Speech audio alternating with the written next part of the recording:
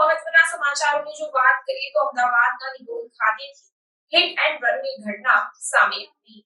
અમદાવાદના નિકોલમાં hit and રનની ઘટના બનવા પામી, જેમાં રોડ પર ચાલી રહેલા લોકોને પૂરપાટ ઝડપે આવી રહેલા કાર ચાલકે ટક્કર મારી હતી. એક પરિવારના બાળક સહિત 4 લોકોને કારે ઉછાળ્યા હતા. ત્યારે અકસ્માત બાદ કાર ચાલક ઘટના સ્થળેથી ફરાર થઈ ગયો હતો. હાજર લોકોએ કાર ચાલકનો પીછો કર્યો, પરંતુ તે ભાગવામાં સફળ રહ્યો હતો. 31 મે 2024ના રોજ બનેલા આ હિટ એન્ડ રનની સમગ્ર ઘટનાના સીસીટીવી ફૂટેજ પણ સામે આવ્યા છે.